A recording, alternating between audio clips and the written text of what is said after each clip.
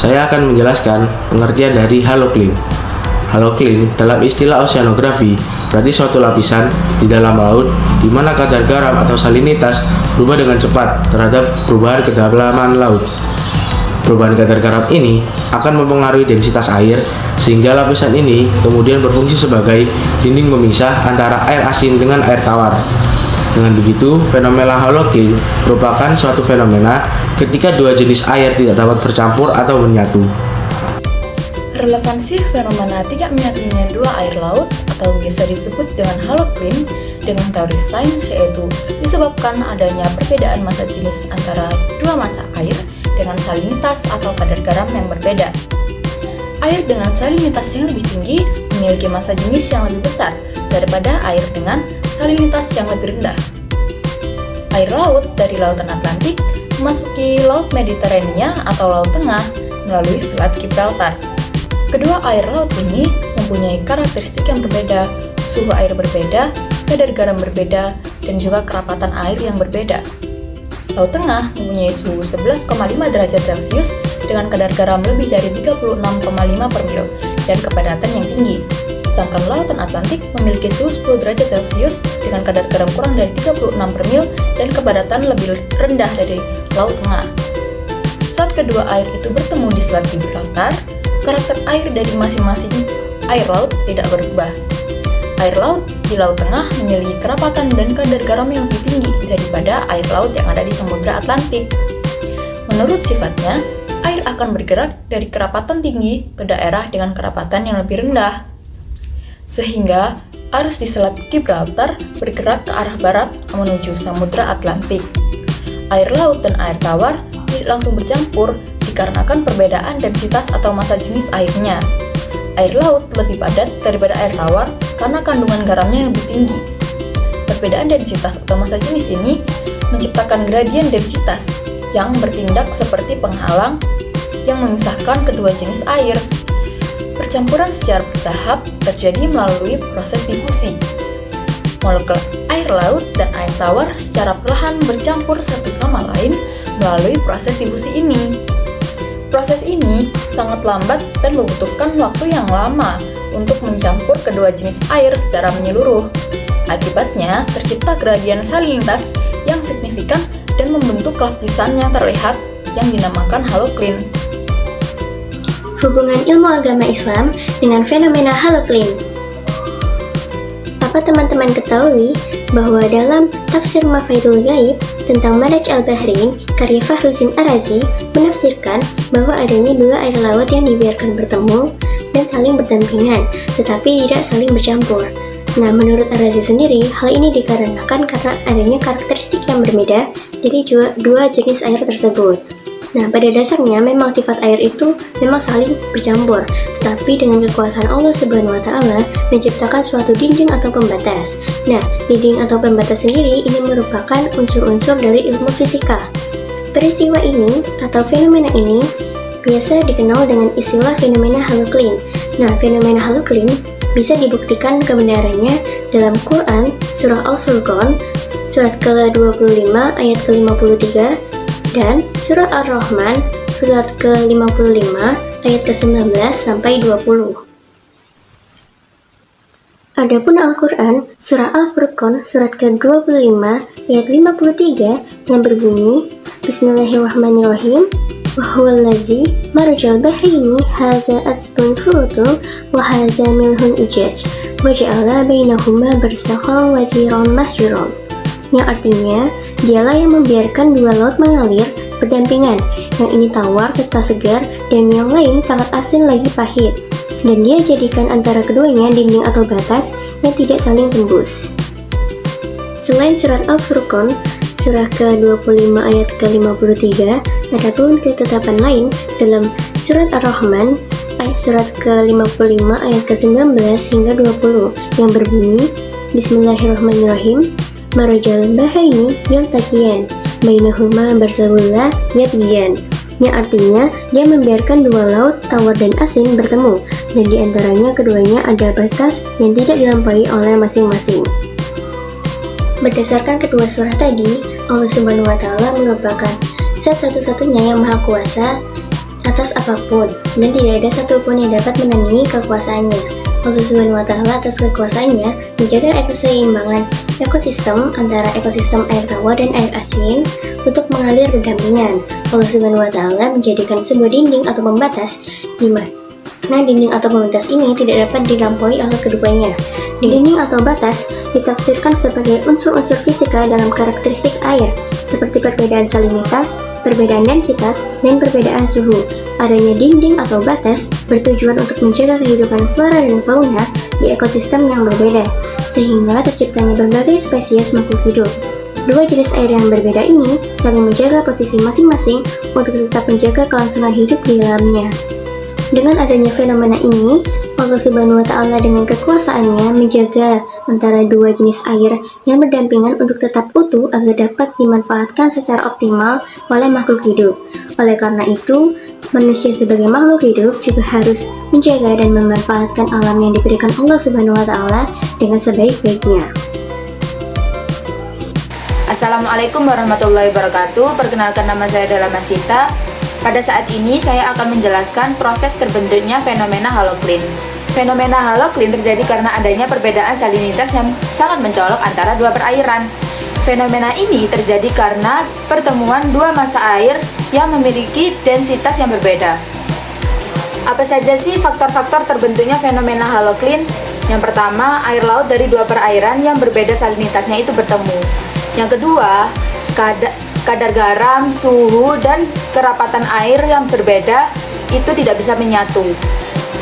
Yang ketiga, terbentuknya lapisan pemisah antara dua perairan yang berbeda salinitasnya. Yang keempat, terlihat seperti laut yang terbelah antara dua warna yang berbeda. Nah, gimana sih cara terbentuknya proses fenomena halocline? Secara umum, fenomena halocline terbentuk dari berbagai cara. Yang pertama, pertemuan air tawar dan air asin. Nah, hal ini sering terjadi di luar sungai, yang dimana air tawar dari sungai bertemu dengan air asin dari laut, yang dimana air tawar yang kurang padat bertemu dengan air asin yang lebih padat. Hal ini menyebabkan terbentuknya lapisan halocline yang tidak bisa menyatu. Yang kedua, ada penguapan. Nah, di daerah-daerah tertentu seperti laut-laut yang dangkal di wilayah tropis, itu penguapan air lautnya akan memiliki salinitas yang tinggi. Nah, air salinitas yang tinggi akan menyebabkan air itu tenggelam, dan air yang salinitasnya lebih rendah itu akan mengapung dan menciptakan fenomena halocline. Yang ketiga, pembekuan air laut. Nah, ketika air laut ini membeku, garam yang pada kandungan air laut itu akan dikeluarkan dari es. Nah, proses ini akan meningkatkan salinitas air laut yang berada di bawah lapisan es dan akan menciptakan terjadinya fenomena halocline. Yang terakhir, ada upwelling dan downwelling. Apa sih upwelling itu? Upwelling itu proses naiknya air laut yang lebih dingin dan kaya nutrisi dari kedalaman ke permukaan. Nah, air ini biasanya memiliki salinitas yang lebih tinggi daripada air permukaan. Apa sih downwelling itu? Downwelling ini kebalikan dari upwelling tadi. Nah, downwelling ini proses tenggelamnya air permukaan ke kedalaman. Nah, air di permukaan yang tenggelam ini dapat memiliki salinitas yang berbeda dengan air di kedalaman. Nah, proses downwelling dan upwelling ini dapat menciptakan fenomena halocline. Assalamualaikum warahmatullahi wabarakatuh. Perkenalkan, nama saya Fahri Akbar Putra Pratama Hidayat, absen 11. Pada kesempatan kali ini saya akan membahas mengenai fenomena halocline yang meskipun jarang disadari memiliki dampak besar terhadap ekosistem laut dan juga aktivitas manusia. Nah, dampak dari fenomena alam halocline ini yang pertama adalah gangguan nutrisi dan oksigen. Nah, jarang diketahui bahwa halocline dapat menghambat pergerakan nutrisi dan oksigen antar lapisan air. Akibatnya, produktivitas biota laut menurun dan beberapa organisme mengalami penurunan populasi karena kurangnya nutrisi.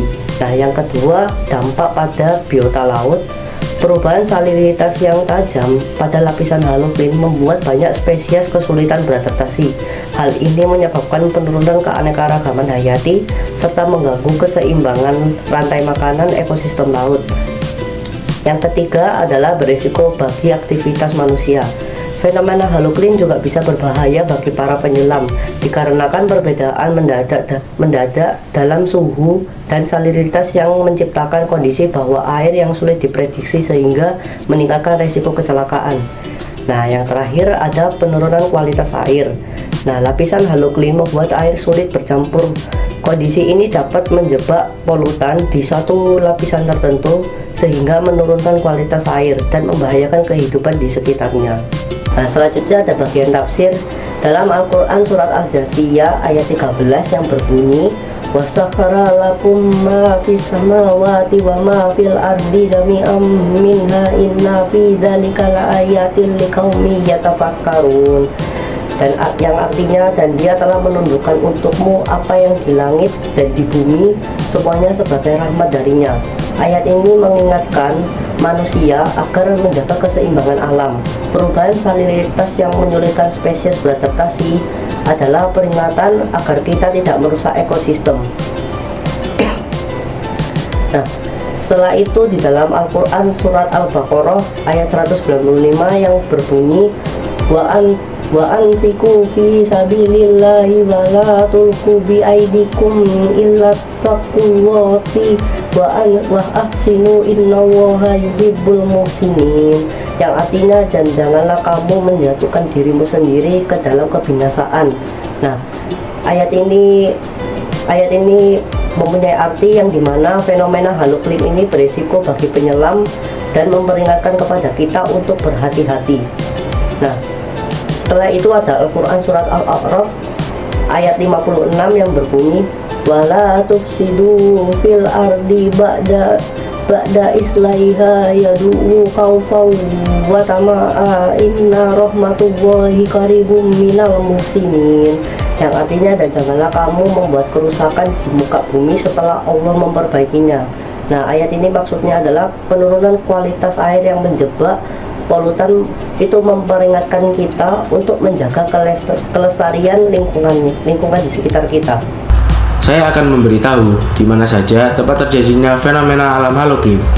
Yang pertama ada di Selat Gibraltar.